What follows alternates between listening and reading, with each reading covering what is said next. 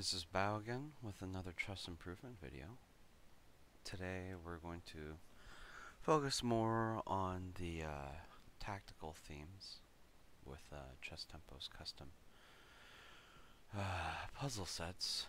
But before we begin, I wanted to talk about two different things. One, I wrote down notes for all of the mistakes that we want to learn from our previous videos, or I wrote down as many as that I remembered, at least from the last video.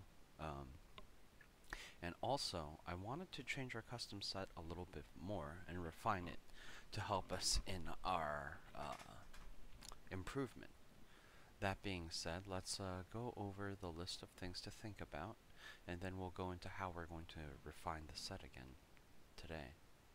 So I'm in my chess journal now, and I wrote down some tips for when I'm doing the puzzles. First thing, once you think you figured out a tactical line, redo the line for alternative opponent moves, especially blocks. So this was an issue where I would think that I'd solve the puzzle and I'd forget to read all of my opponent's moves.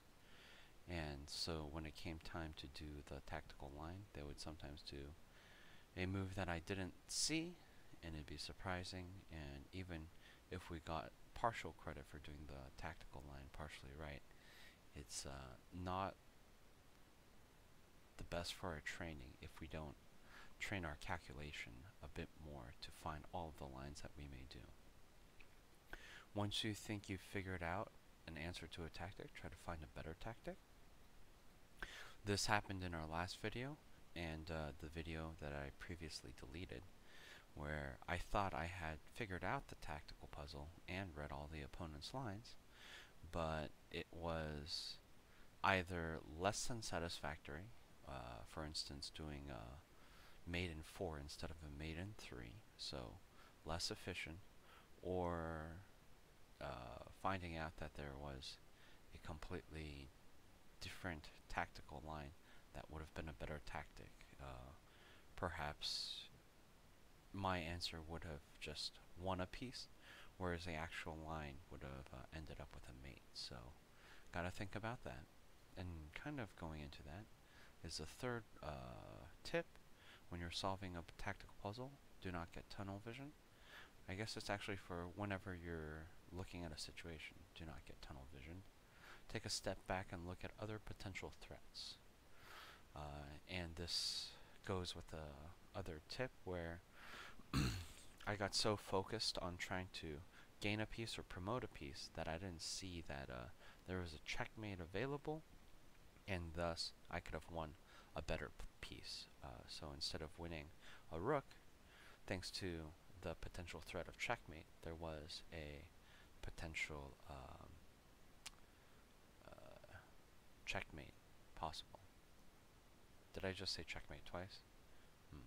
Instead of being able to... Anyway, you know what I'm saying. Instead of trying to get a queen, I could have potentially had a checkmate, which is much better. So yeah, just a couple of things to think about, and in the end, I think all three of these kind of fall under the category of patience. Calculate, recalculate, test your line, and try to see if it is the best line. So, something to keep in mind as we're playing.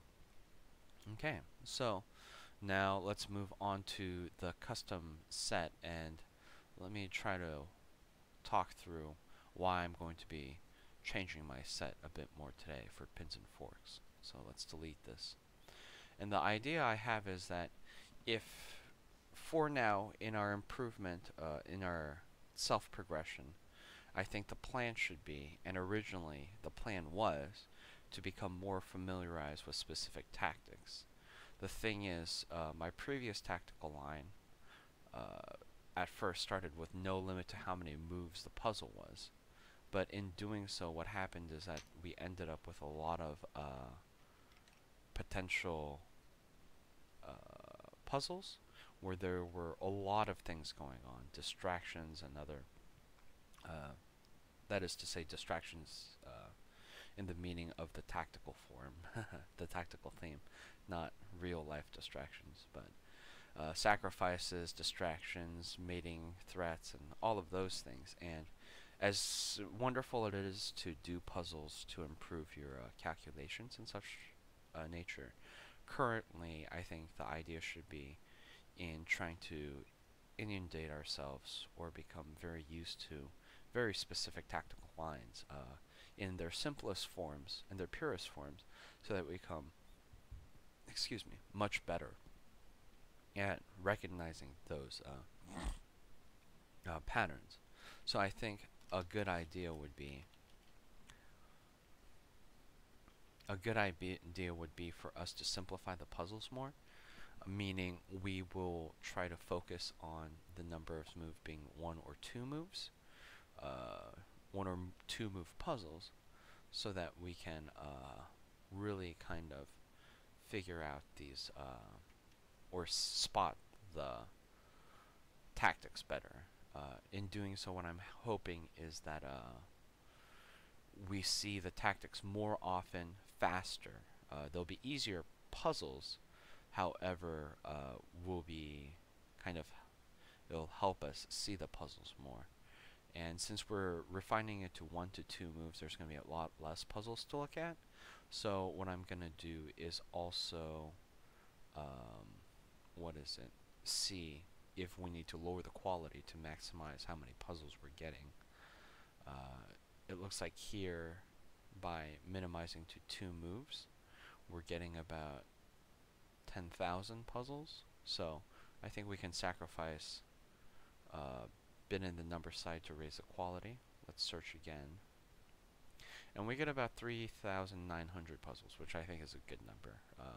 We'll be adding to this set more and more, so we don't have to worry about running out of puzzles too soon, I think. So I think 4,000 is a pretty good number, pins and forks, and we'll kind of go from there. And hopefully, since it's only 2 moves, it's either definitely going to have a pin or a fork in one of those 2 moves, very obviously, or the potentials for those very obviously, and sometimes have both of those in the puzzle, so I think that's good.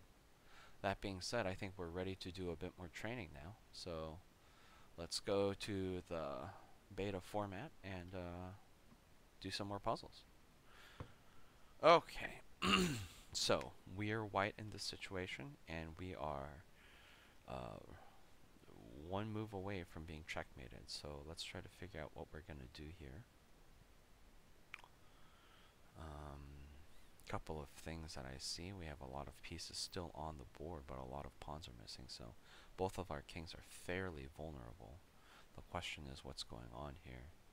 And first move that I see looks like a straight up mate, because the pawns are moving down for the black pieces. If I move my queen to f8, the diagonal hits the king. The king doesn't really have a lot of places to move, so that looks pretty good. How does this relate to pins or forks? I'm not exactly sure yet. That being said, this does seem like the answer to the puzzle, and I don't see any other way. Oh, that a black can block except for queen to g7, which would definitely stop that from happening. So when that does happen, the question is what would the next move be in that situation? So queen to f8 check, queen to g7 to block, and then potentially if this rook wasn't here, we could do a rook to h5 check. King would take the rook and we would take the queen. But since the rook is there, if we did move the rook above, then the rook would take. So that doesn't seem to be the case here. Another potential would be if this pawn wasn't here, we could do rook takes g6 check, and then because of the way it is, the king would be forced to take, but that doesn't seem good either. So let's think about this a little more. I think the line queen f7 queen f7 check definitely looks pretty good, but after the block with queen g7, or I'm sorry, original line of queen f8 check is good, but after queen g7, we have to find a way to either distract the king away, or we have to find a way to put more pressure for a checkmate. So let's see. Once queen goes to g7 for the block, that is definitively a pin. I guess one thing we can think about is queen f8 check, queen g7, queen takes queen, and then I'd be able to take that rook afterwards. So we'd be winning a rook, which would be pretty sweet. Because we'd be simplifying with the material advantage, which would be quite good. And we'd be one minor piece and two major pieces against a minor piece and a major piece. So I think that might be a good answer. But that being said, we just changed our custom set to be 2 moves. So 1, 2, 3, 4. I'm sorry, 1 black, and then 2 black would leave us at the end of the puzzle, and we don't even get to take the rook. So I don't know if that's the answer or not, but that seems like the best line I can think of currently. Another idea, I guess, well, so we have to be careful because the other idea involves maybe like the rook taking the knight on c8, which would be great in a puzzle because there's only one defending piece for that knight on c8. However, right now we are in the midst of being checkmated, and I guess the checkmate wouldn't be from g2, queen to g2, because the bishop can take, but it could be something like queen to b1 for a lawnmower check, and we have to be careful about how that goes, because following that line, rook takes knight on c8, rook takes on c8, queen takes on c8. If he were to the lawnmower move at this point, there would be no way to defend against that lawnmower checkmate.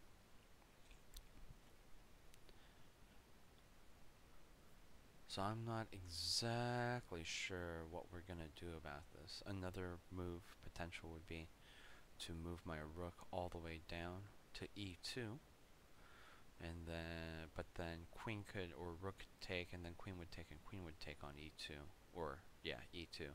So that doesn't seem very good either. So in the face of a potential checkmate like this, I think the queen to f8 move seems the most promising. It might be wrong though. I guess we'll see. And in this case, if we could just take the rook without worrying about the queen, that'd be great. But I think the idea would be to take the rook. Another move I see is like queen f4, and then check. He would have to block with the pawn, and then we could take the rook. That looks pretty good as well. Honestly, in a real game, I would rather force him to trade, and then take the rook. But in this puzzle, it might be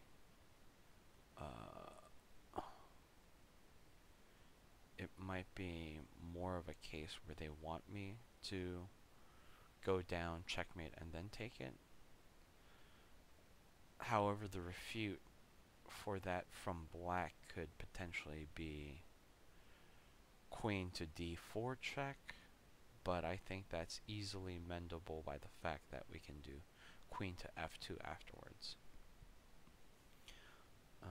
Everything in my training and my experience in chess is telling me to take on queen, take the queen for that trade, even if the potential answer that the puzzle might want is queen to f4 check, and then fork the king and the rook. And in fact, because forks are one of those potentials that we're looking for, that's probably the answer they want.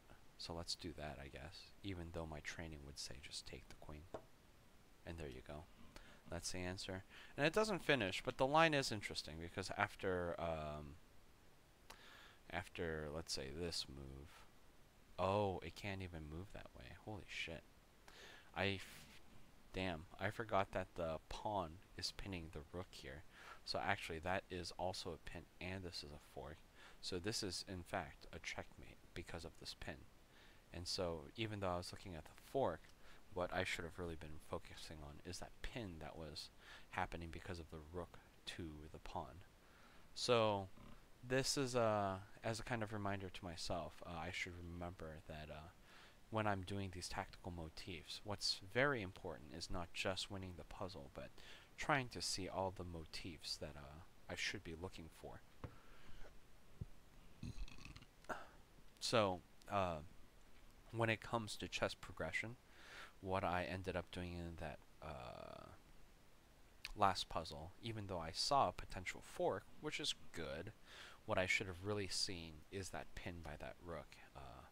So definitely something to learn from. Alright, so now we're on to the next puzzle here. Let's see what's going on. There's a bit of trickiness going on.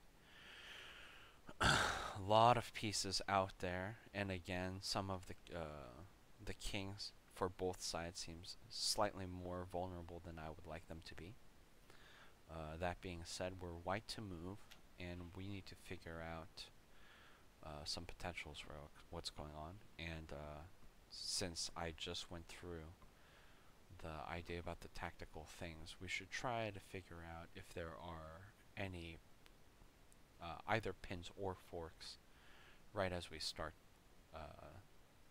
this one. And instantly I see a potential fork. It's the queen fork. Queen to f5 is a check, as well as hitting that vulnerable rook. So no matter which way that the king defends, either by blocking with the bishop on g6 or by moving the pawn up to g6, our queen after that will be able to take that rook that's undefended. As for our own territory, it looks like both of these pawns are decently defended currently. And if we win a rook over this pawn, that's fine. Our bishop definitely is in a dangerous place, but if I can win a rook over the bishop, that's also pretty decent. I'm okay with that. And yeah, I don't think the queen can necessarily attack straight into anything that we have. Queen to f2, rook is defending it. If queen takes bishop, king can take care of that. So that seems like the best line. I wish there was a way to also either trade something insignificant like a pawn for the bishop before we start this line, but I don't think that's part of the puzzle. And there we go. Yep. So we traded a rook for a bishop there. We're slightly up material. This is still a precarious situation. However, what makes this a really good potential win for us is that we might be able to get that bishop very soon as we try to force promote making the bishop sacrifice for that pawn. Okay. My stomach feels terrible. Okay. So let's take a look at this one. All of the major pieces for black are defending on the 7th rank or 2nd rank. And we have a great potential attack happening on the h-file with our double rooks. So what we might want to do is try to find a way to attack the king from this side. And the first thing that I see, which is beautiful, is that because the queen is on f6, the diagonal is pinning that rook. So if we were to do rook takes h7 check, this rook cannot defend by taking that rook, forcing the king to move up, or forcing the king to go to g8, at which point we can move the rook to h8 for a checkmate, because there's no way of defending that. Before I do that, let's practice what we've written about. Think about patience, think about blocking, think about alternative lines to see if there's any other potentials that are pretty good. This pin I think is really good. We don't want to sacrifice that by trying for any other queen moves, but just in case. Two other potential lines I see with the queen in my head are d8, which is automatically kind of negated by the queen's defense on c7. So queen d8 check, queen takes d8. So that's no good. The other one I saw potential for is queen to h6, putting more attackers on the same file. But I think actually compared to the queen pinning the rook on g7 at this point, that's a lot weaker, especially because this pin makes it so the other two defenders become useless in trying to defend for that king. Okay, so alternative lines wise, I don't see anything that promising. I do see a potential fork with knight to e6 with a big fork on the queen and the rook.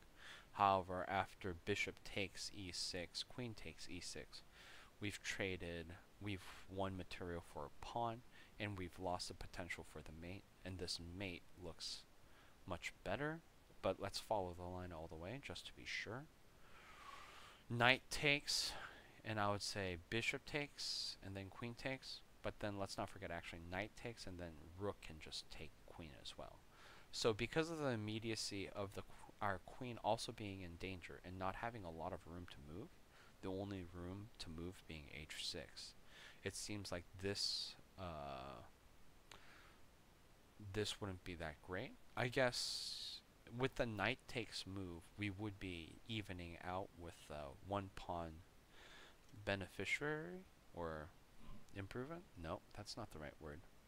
What's the right word here?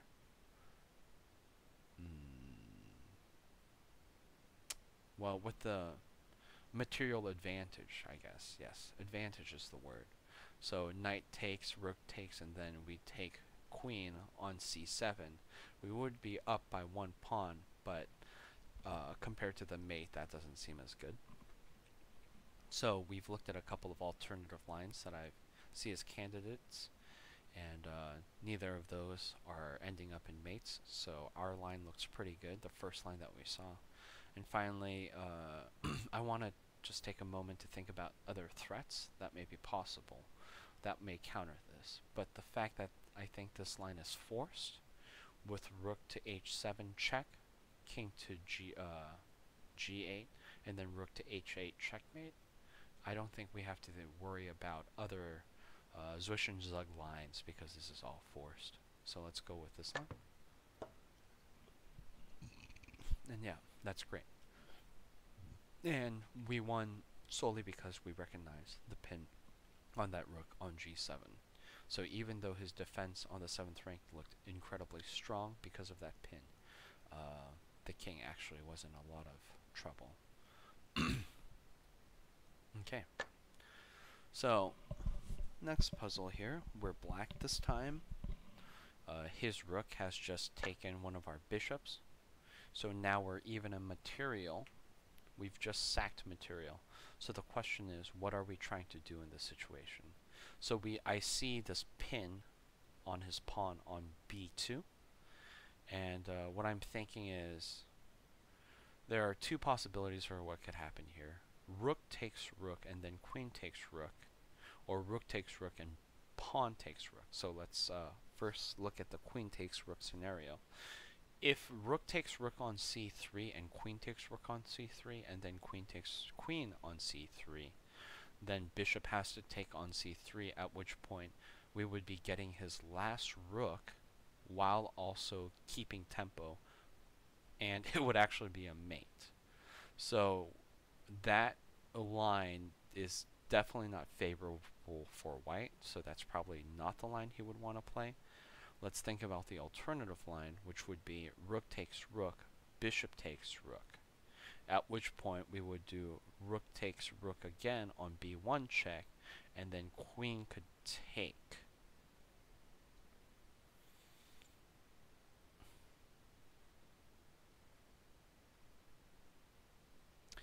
So that would just end up with a completely equal material change, which isn't great. That's not exactly what we want. We want to move that queen away. So there's a little bit of distraction going on here. This pin, I think, is very important. Another idea here would be if rook takes rook and then pawn takes rook, are we willing to go queen takes rook for rook takes rook? I think we can, because then we can take the queen, and then we would be up a queen after rook takes rook there. And also he's still in the potential of a checkmate. So let's read that line again. Rook takes rook c3, queen takes rook c3, or I'm sorry, rook takes rook c3, pawn takes rook c3, queen takes pawn c3. The queen has to do something about that, because if the queen doesn't, we're going to get that back rank checkmate. Potentially the line would be rook takes rook on b4, and then queen takes queen on c2. Rook can try to checkmate, but we already have a flight square on our side.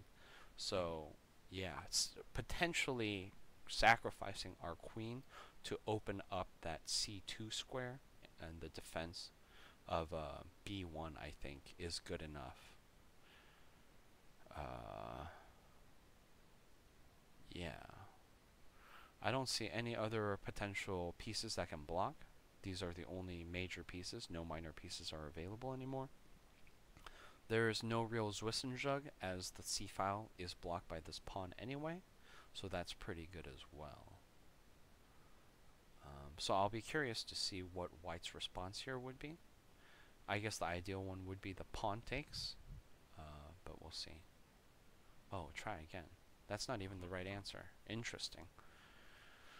So I think what they're thinking is we just start with the queen sacrifice then. Queen takes rook, and at which point queen has to take or pawn has to take. If pawn takes, then we do the back rank mate with rook takes rook b1, queen takes rook b1, and then rook takes queen b1. So let's figure out that line then. If we do start with a queen takes rook on c3, if queen takes rook on c3, then queen could again take on c3, and then rook could take that, and then his pawn cannot take our rook because of the back rank threat. So I guess that's what they want us to do, and there we go. So that was fairly close to the ideas I had. And I wonder maybe if I was overlooking something that made it so that it couldn't work potentially, but I think with how close this was, how close my original line was to the answered line, I think either would have ended with a pretty significant advantage for black. We would either end up with a queen and a rook situation, which is pretty formidable, as it were, or it would have ended in checkmate. So either way, I think we're pretty good. In this situation, I think this is a pretty darn good situation, maybe even better than the queen takes queen to rook situation, because with the double minor pieces and the still consistent pin, we can take that pesky passed pawn on a3 out, and we'd only have to worry about the b2 pawn, which with two rooks we would take care of immediately, and probably trade down to a winning game where we have a rook and he has nothing. So possibly the queen takes rook line is the best one, definitely. Okay, so this one, first thing I see, just a fork with a check. It's a royal fork here, knight to d3, and then we get the rook. So that seems pretty good. And then after that, our rook in a safe position, and then we can move in our rook onto his second rank, which looks absolutely stunning as well. Some things to think about: there is a pawn to d6 move that could potentially put us in a unfavorable situation. However, if he does move pawn to d6, we can take, safely knowing that there isn't really any way for the knight to come in and do a major threat to us. because the two potential squares the knight can move to check us are both defended by pawns. The pawn on this pawn on f5 defended by g6, and the pawn on c4 defended by b5. So I think that's fine. That pawn move I don't think we have to worry about. And anyway, our first move is going to be a forced move, so that puts us in a pretty darn good place. However, we still definitely want to think about other potential retaliations that white could have. But as we've already talked about, the knight's movement is very restricted currently, and the bishop, because of our strong pawn structure on the white squares, I think the bishop is missing out on any moves that it can do either. As for a retaliation to the forced move, potential lines, queen goes to e2 or king goes to f1, but either way we're just taking that rook on b2, so that looks good. And that's it. A fairly easy little fork. And if it's going to be a simple puzzle like this, I don't know. I have a habit of trying to go through it fast, but I feel like, I don't know. We'll see if I want to start going faster for those kind of things, or we don't. We'll see. So this exposed king in the back rank looks very beautiful for some kind of wonderful mate. We'll come back to that idea. Currently, however, our queen is under pressure, and the thing that I see is queen to d6 for a double attack on that bishop and the knight with the double attack, and then because of the pawn and the queen where it is, it can become a wonderful little pin there. However, in retaliation to queen to d6 double attack on those two minor pieces, the best move that white could make there would be bishop to f5, defending the queen while also getting the bishop out of the way, and in turn the queen would be defending the knight. So that looks pretty strong. That looks fairly strong. However, when the bishop does move, it also releases our rook from the e file. That means we can go directly to e1 for a check. So we're coming back into this idea of the idea of a checkmate. However, rook to e1 check can be met with king to b2 there. However, that's terrible because after king to b2, rook on e1 can go to b1 for a check, and then all of the first rank is taken. The b file is in danger, so the king has to move because he can't take the rook because of my knight. However, a3 is taken, so that would not be possible. So the bishop actually can't move. An alternative line for defense in this situation would be rook to e1 check, and then he could defend with the rook. However, the issue there is I would just take the rook, and then king would move to b2, rook would move to b1, and then the only flights where the king would potentially have at that point would be to c2, which isn't bad, which definitely isn't losing. He's still alive. We've taken a rook, however. And what else is the issue? The issue would be at that time, since we're up a rook, we could potentially trade queens, bishop would take, and then we would be at, let's see, what would the materials be? 1, 2 minor pieces with a major piece for me, and 2 minor pieces for him.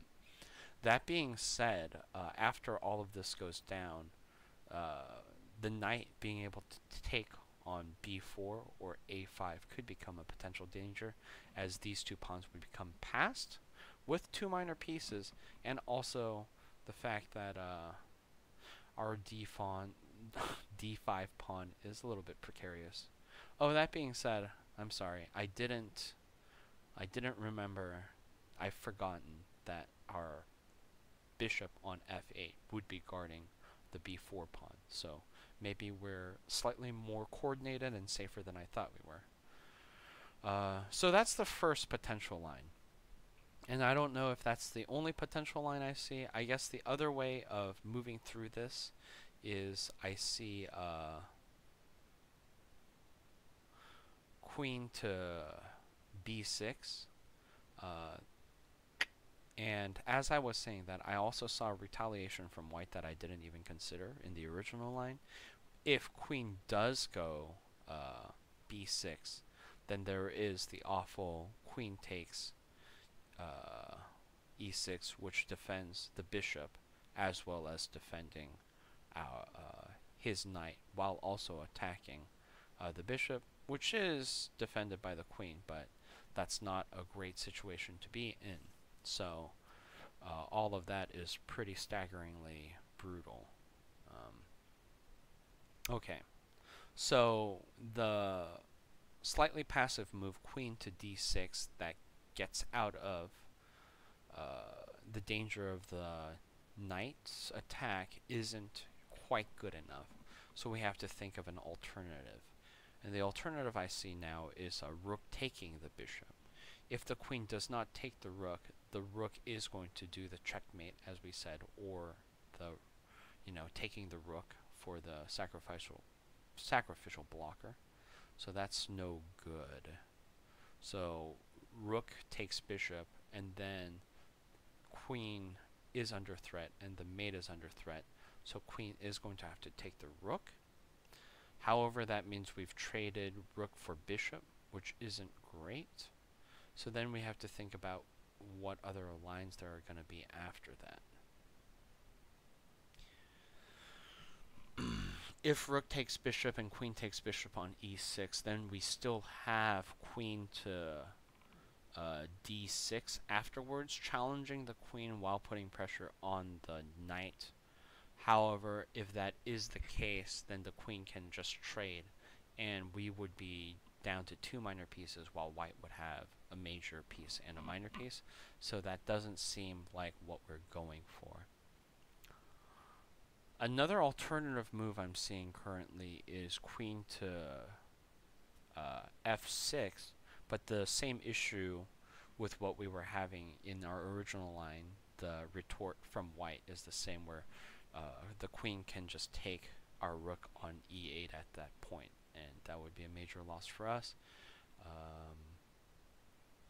And there aren't any fancy discovered attacks that I see that would be worth losing rook without any trades at that point.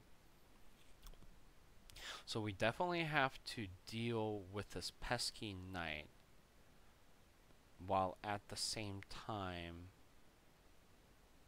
defending our rook.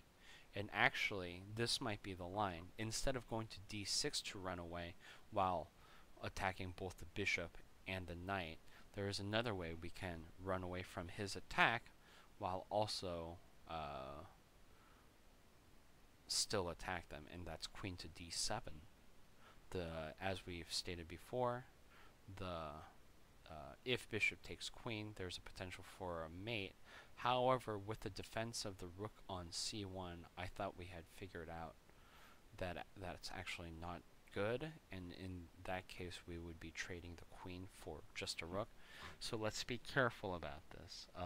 If we do move queen to d7, attacking both of these pieces, bishop takes, rook to e1 check, rook to c1, rook takes rook check, king definitely does have b2. Rook to b1, king will then move to c2, and then what continuation do we possibly have at that point?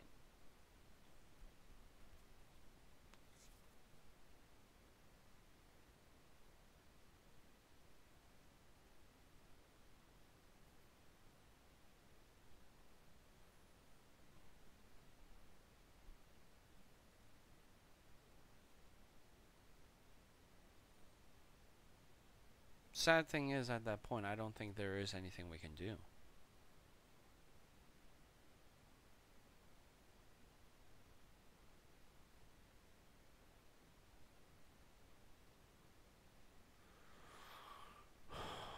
rook e1 check, rook c1, rook takes rook c1 check, king to b2, rook b1 check, king to c2, bishop still on d7, knight's on c6. We're down a queen, and that doesn't look great for us.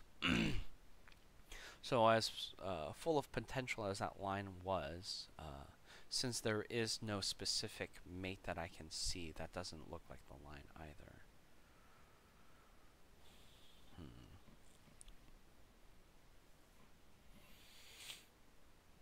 Another flight square that the queen has in this situation would be a8.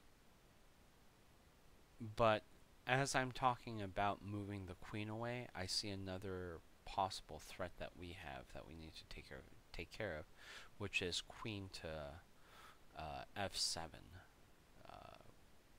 If we want to stop mate in the next move, we would then have to sacrifice the rook for the bishop, so that the queen couldn't just slide into g8 using that g8 to a2 diagonal to checkmate our king. So this is a very precarious and dangerous situation.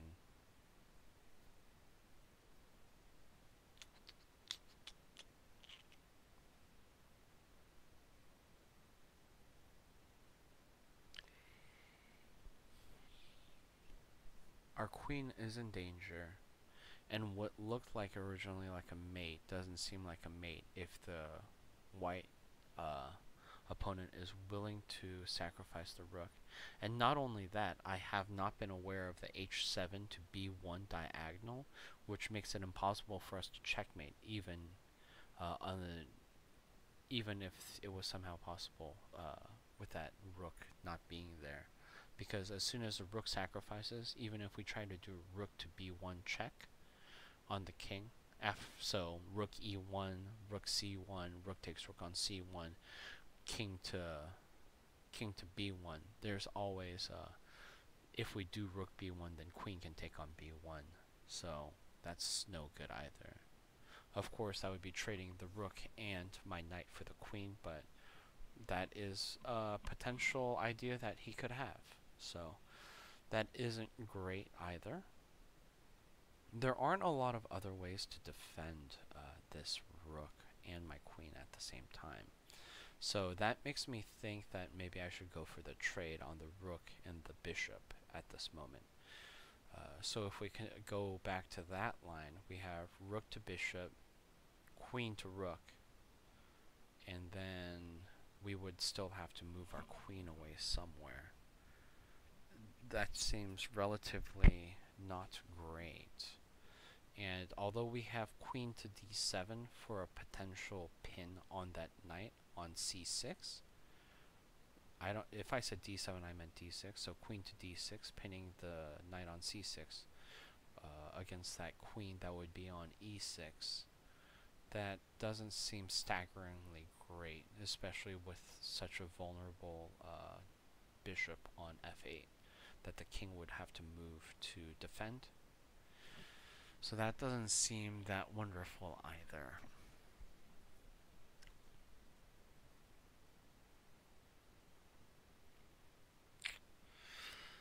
If that knight wasn't there, another wonderful move that we would have at our disposal would be queen to d5, which would be potentially threatening a mate if not for that rook. His pieces are fairly well aligned. I would say our pieces are pretty damn well aligned as well, but his pieces seem to have a slightly better defensive coordination as well as aggressive coordination in this situation. And I don't know, I just can't seem to find a very good move against this.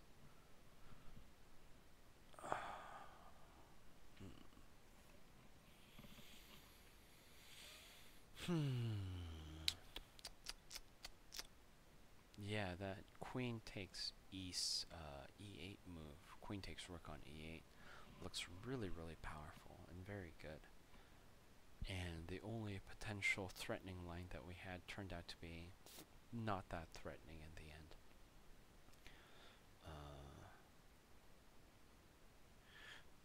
I wonder if there are any other threats that are unbeknownst to me if we do move our queen to d6, but it doesn't look like there is.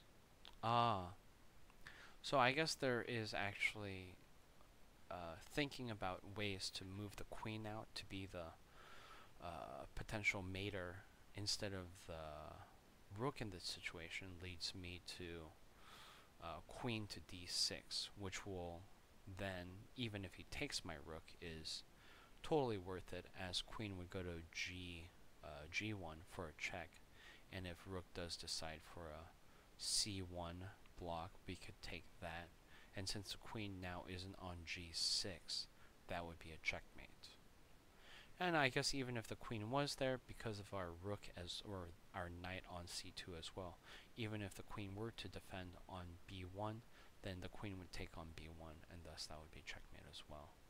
So that seems like the very, very likely threat that we should be trying to promote in our attack. So queen to d6 seems to be great, at which case we have to start thinking about potentially dangerous lines that white would have. So our first move would be kind of a quieter move. Let's see if white in retaliation has some strong blocking moves or forcing moves that would force us to play harder. For forcing moves, I don't see anything in particular because the bishop is a white squared bishop and the queen is also on a white square, and our dark square fortress that we've made with our dark square bishop and the two pawns is quite strong. The knight can't move anywhere to check our king, so there's no force move there either. So since there are no force move against our king, then we can start thinking about potential blocks that he could have. If we go to d6, then he could try to block with his knight. However, after we take the next turn with queen takes knight on d4, since there was no defender, we can go on with our potential mating net. And in fact, now instead of having to go to g1, we can go to d1 to be a little bit closer. Not that it matters either way in this situation.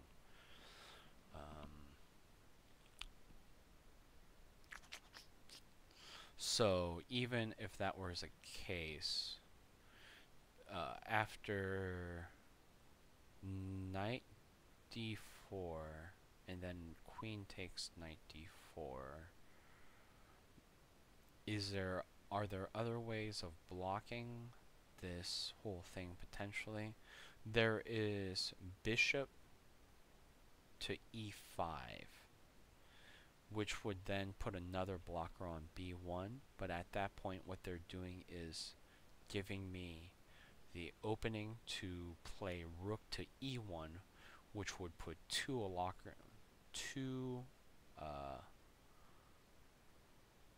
attackers on his back rank, so that mate would be coming no matter what. So that line would go queen to d5, and then let's skip the knight for now. He's not really necessary, he just slows us down. So bishop to, oh, I'm sorry, not e5, but f5. Bishop to f5.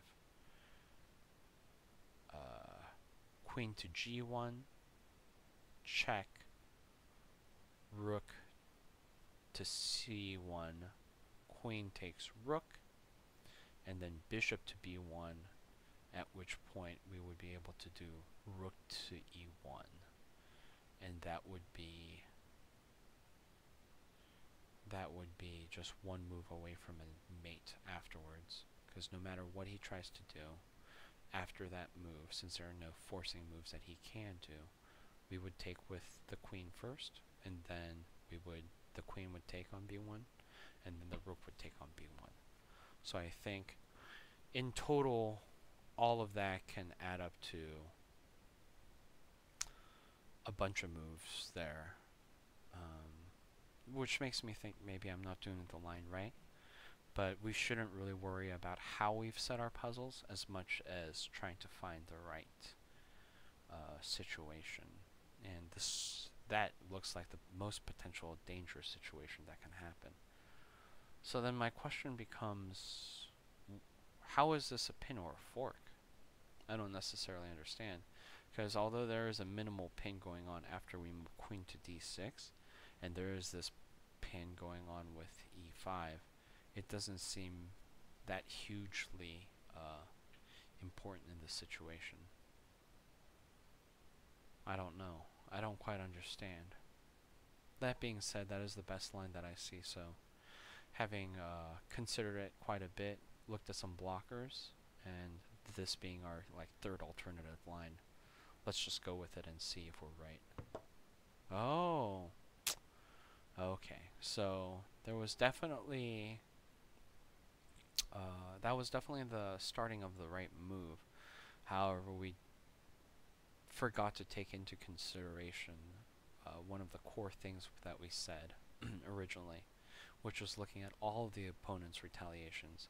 And after queen d6, we tried to find blocking moves, but we never thought about where the king could try to go to escape all of this. And king moving to b2 is definitely a great move, because now, if anything does come to the first rank, he can move the knight to c1 comfortably, knowing that it's defended as well. So yeah, that is a move that we forgot to consider. I got so focused on the idea of the checkmate with the king on a1 that I forgot that the king can move, and he could potentially move even before the checkmate as well. But with that, now we have the knight, and then afterwards, since this knight is defended, we can then take the bishop as well afterwards. So that's pretty good. So yeah, even though we did get that puzzle right, I am a little miffed that I forgot that as a proactive move, the king could have defended himself by trying to find a better defensible position than a1. Because on a1 he was quite useless, that is true. Okay, so that's pretty good. Let's continue on with our two-step puzzles here. In this situation, we're white. His knight is dangerously close to our king. However, there aren't necessarily a lot of force moves that the knight has within our structure, within our defensive structure. I do see a potential strike that's possible on c7 with the knight or the rook, so that's pretty neat for him.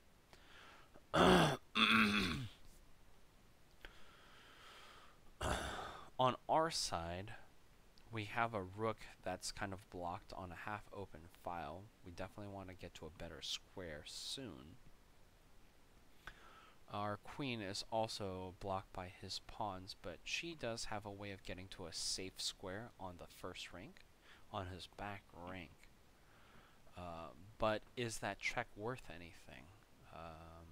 I don't think so, not necessarily, as queen d1 can easily be met with queen blocks on g1, or king moves down further. So that doesn't look promising, especially because after that the queen lacks follow-up squares for another check to push him either down to the third line or to go back up to the first line. Yeah, it is a dangerous situation for us as well. We have to worry about back rank mates because this knight is blocking our e7 and our c7 squares. The e7 square especially is not a flight square anymore. So that is something we have to worry about as well. Do I see any potentials for a double attack? Perhaps like checking the king and then going for one of his minor pieces, especially for that rook who is undefended. Sadly, I don't immediately see a way to do that.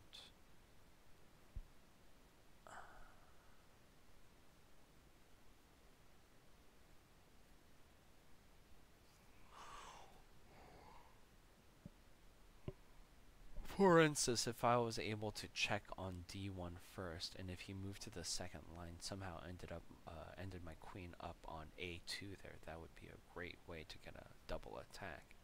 But that definitely doesn't seem to be the case. So another potential idea that we could work with is the idea of moving our knight up to C5 for any kind of potential mates, or double attacks. But it doesn't look like there are any pieces at that point which would be really dangerous. If we did go to C5, none of his pieces are under attack. The nice thing about that is that we do block his rook from attacking C7. However, after a sacrifice by the rook to the knight, we do become even more vulnerable to the queen's attack afterwards. So that is something to think about. The line specifically that I'm thinking of is knight to d7, rook takes knight on d7, pawn takes rook on d7, and then queen maybe goes down somewhere further into our territories via like d3 check, or maybe some other potential threats. So I don't immediately see any kind of pin, and I don't see any kind of immediate double attack either. Oh, I guess there is a pin. There is a pin between my queen and the rook. As soon as I said I didn't see the pins, it slowly started coming to me of what this puzzle is doing. I'm going to take, with my rook, his knight on d5. Rook takes knight on d5. The only way that the knight is defended is by that pawn on e4. So the pawn has to take, and then the queen can take the rook on c4 because that is also not defended.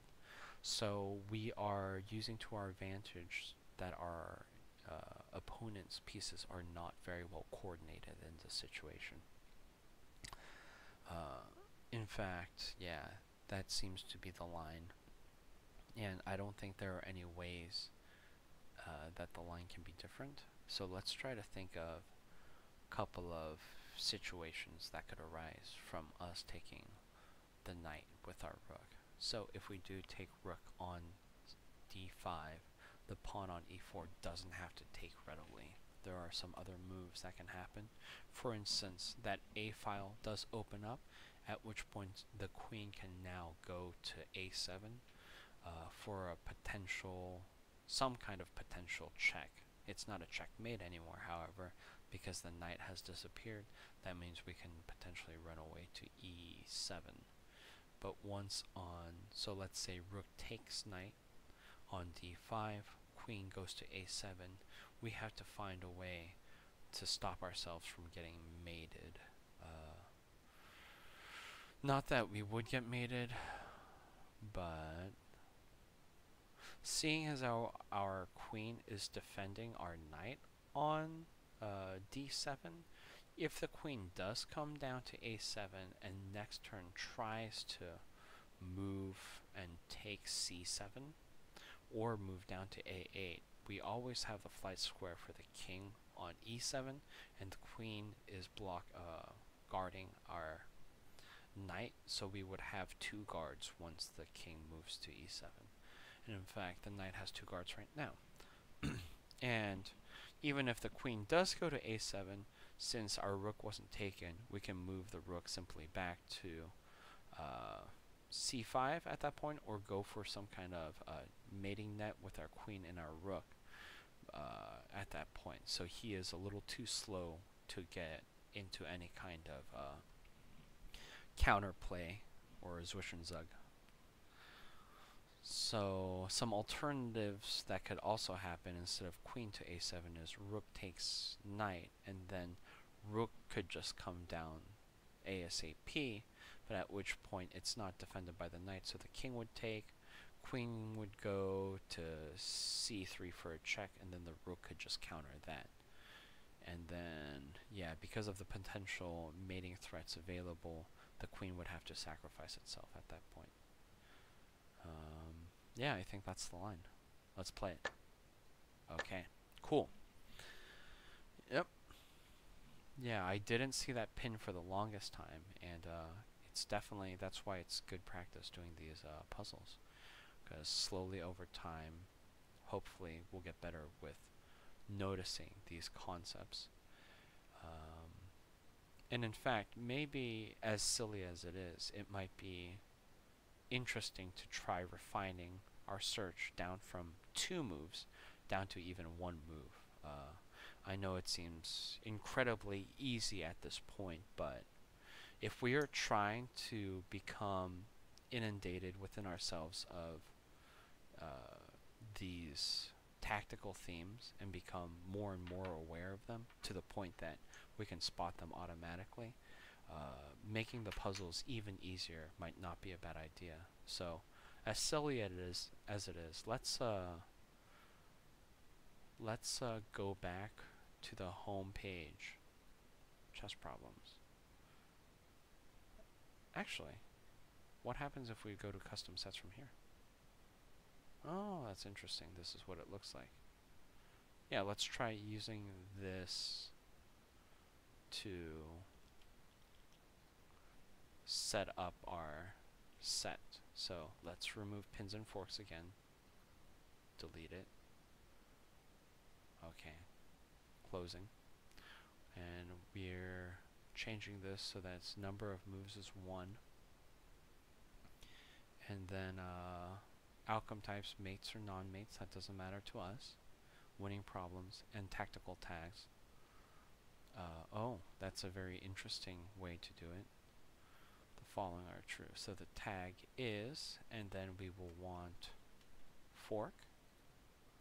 And then let's add another one. Tag is pin. And I think this is an OR situation. What is this? Add new rule group. Oh, I see. Huh. Okay. Let's remove that. So I'm wondering if we set up like this, it has to be a fork or a pin, and we definitely don't want it to be an AND situation. We want it to be an OR situation, where the problem is either fork, double attack, or a pin. So we're going to test this out, and we'll see. Let's do a search of how many problems we get. We only get 43, which makes me think currently with this tagging system that we're using, we're ending up with fork and pin. Those are the only puzzles we're seeing. So let's try doing this, and potentially it'll be an all situation. And the tag is pin. And let's do a search and see what we get now. So this is still considering it. Oh, I see. This is considering it same thing, but I see now how we're supposed to do it. Here we can change from all to any, which would be the same as saying and or. So if we do this now and we do the search, great. Now we get 1,054 puzzles, and of course if we try to move this up to 4 to 5 quality rating, we're gonna get a very small number. So I don't know. I like keeping the quality rating high. I don't know what lower quality rated puzzles would mean, but I think what that means is sometimes the opponent's responses seem kind of nonsensical. So let's keep this, even if it is a very, very small number. It's not like we're going to get through 200 of them tonight anyway. So, and in fact, we could safely say once we do 284 of them, maybe it's time to add another tag in there to help us refresh our ideas of these tactics even more. So let's work with a 280 and see how that goes. So again, we'll call this pins and forks, set as current set, and then let's try playing a couple more tonight to see how it works out. Oops. No, that led us to the wrong place. Let's go to chess, pins and forks, and these are one move puzzles of pins and forks, and we'll see how this works. So we're black to move in this situation. The king has put himself to a dangerous position. There is a pin with this pawn and this rook, and if this pin were to dissolve, then it would be an immediate checkmate. That means this bishop is not defended at this point, and so we can take this bishop without any kind of repercussions. Since these are such simple puzzles, I guess we don't necessarily have to worry about other potential threats that may happen, but let's think about it anyway. Queen takes bishop. What is white's retaliating move after that? It definitely, I think, is going to have to be some kind of queen move at that point to try to dissuade our queen from doing any more damage. Queen could go down to a7 for a pin on that rook, but the rook's defended, so even if that pin is dissolved by our bishop, the queen is more in danger than the rook is. Yeah. It would be interesting to know what the white's retaliation would be, but this just seems like a losing endgame in actuality. My pieces are far better coordinated than his. So yeah, pin, mate threat, weak back rank, and sacrifice. So yeah, there we go. I don't know what the sacrifice part was about. There wasn't really a sacrifice. I guess it's a pseudo-sacrifice. I don't know. We have a pawn on e6 here. That's, I don't think it'll live very well. That queen could eat it anytime it wants. So what's the pin that we're looking at here? Or is there a double attack? Let's think. Potentially our rook could take that bishop on f6, but queen takes. That's fairly easy. Knight to f5 can be met with knight takes knight on f5, although the rook could take afterwards, so our knight is fairly safe. But to defend the queen instead of making her move and having our knight in such a beautiful position, they would probably gladly trade the knights up at this point.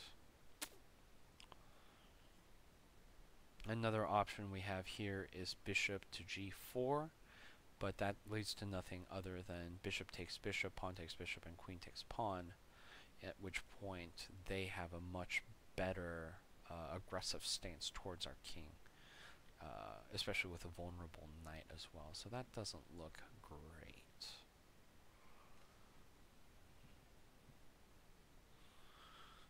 In some ways, our queen is on the same file as the king, so we could potentially think of his pawn and that knight as a pin, but with two pieces like that and the pawn defended by the other pawn on c6, it's not really a threat. So that doesn't look like a favorable pin or worth anything at all. Okay, so here's an interesting line. So rook takes bishop can be met with queen takes rook on f6. However, after that, they would be in a lot of trouble because we would have bishop to g5 for another pin. Not another pin, as just a pin, at which point the queen would have to exchange with the bishop for any kind of trading purposes. And that moveset can't be blocked by the pawn moving to e4. We're on the lower diagonal below that, so there's nothing that he can quite do. If they try to do any more exchanges further with a minor piece or a major piece, that would be even better, because after a free minor piece, trading down sounds incredibly good. So I think that is the option we're going to take. So rook takes bishop. The queen cannot retaliate at all by herself. And in fact, it becomes more and more of a dangerous position as now we're defending that pawn on e6, and things are going to start getting a little bit hairier in the black side there. Yep. Okay. Cool. Alright, so knight just took our bishop. What are the possible things going on? Let's look at the pins again. We have a pin between our queen and the rook. If this pin disappeared, queen can take rook, but then rook can take queen. Rook takes rook, queen takes rook, so that's a pin that I kind of want to keep. Our queen in this situation is also in a dangerous space. That being said, the other pin that I see is much more dangerous and much more quick, which is the rook taking h5. His pawn on g6 is pinned by my queen. And actually the king has no flight squares at all because our pawn on f6 happens to be controlling his g7 square as well. And with the rook being so close to the king, there aren't a lot of ways for his pieces to block anything. That just looks like a straight up mate threat with a pin. Okay. Alright. Yeah, definitely making these puzzles a little bit easier has made seeing the tactical themes a bit clearer. I think as silly as this is, we are going through the puzzles quicker, which means I get a lot more chances to see these tactics in action. I also do wonder, something we might want to check before we end this series session tonight is because of the raise in our quality of games, I wonder what percentage of the puzzles were pins and what percentage were forks. So that is something we might want to take a look at so that we know that we're not shortchanging ourselves on potential forks, because all of these puzzles, including this one right now, seems to be another pin. So the pin here, of course, was with the bishop and the g7 pawn and the king. Very similar to the last puzzle. King doesn't have any flight squares.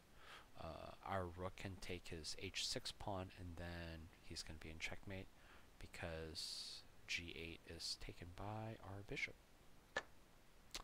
So yeah, let's do one more puzzle and then let's take a look at our puzzle set just to make sure that we're refining this puzzle set in the correct manner.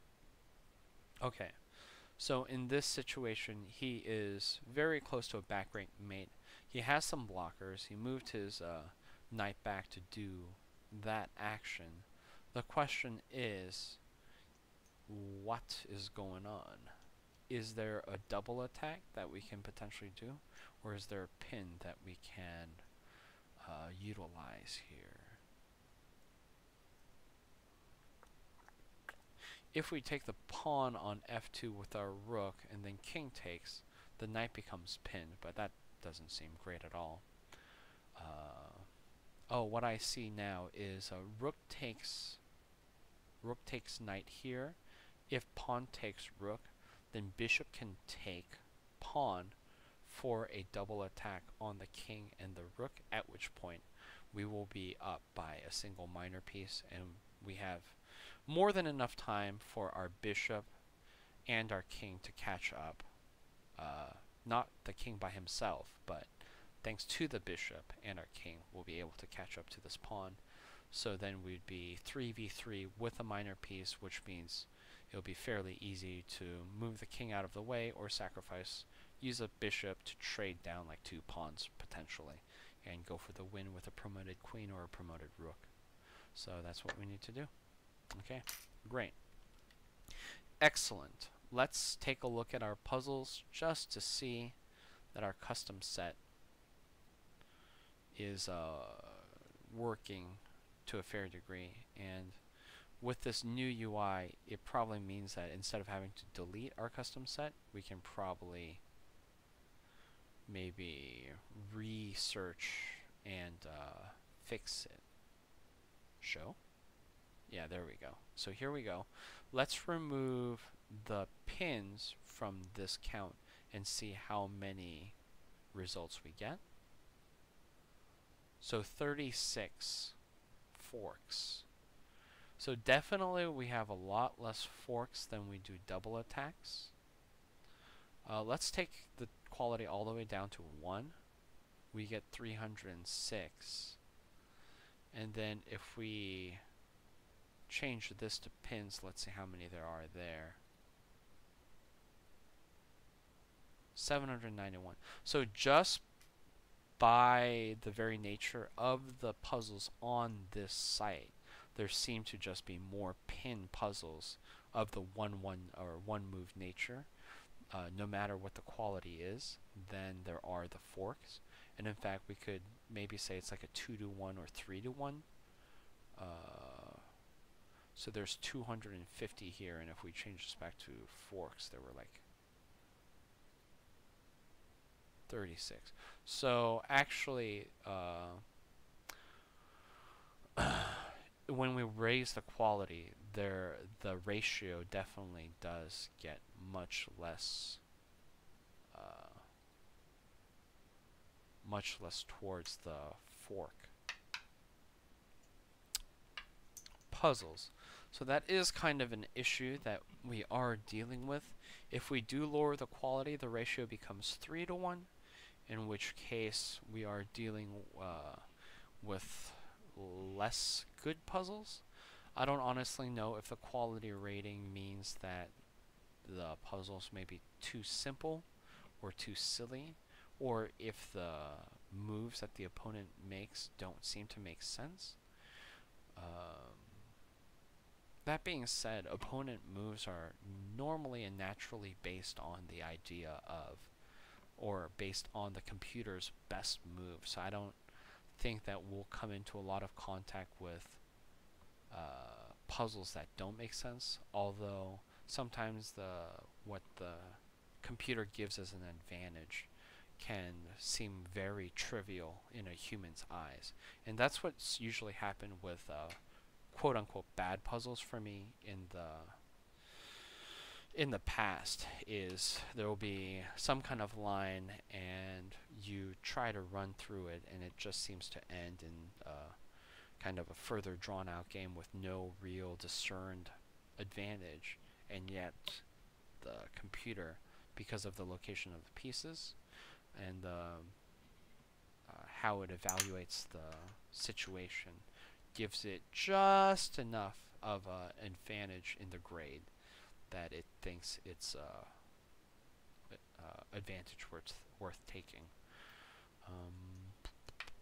That being said, it would be interesting to see what the quality of the puzzles are at a lower rate. So I guess this is what we might do. We're going to lower the quality rating from all the way from 4 to 5 puzzles to 1 to 5, and we're gonna do a search again.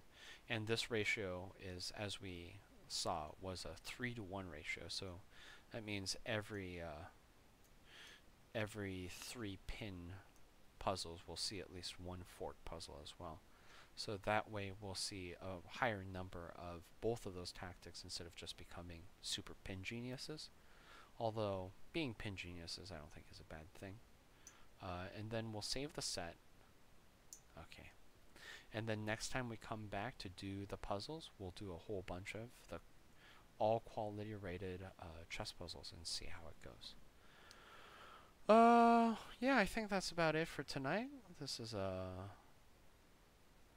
about the time I would like to end.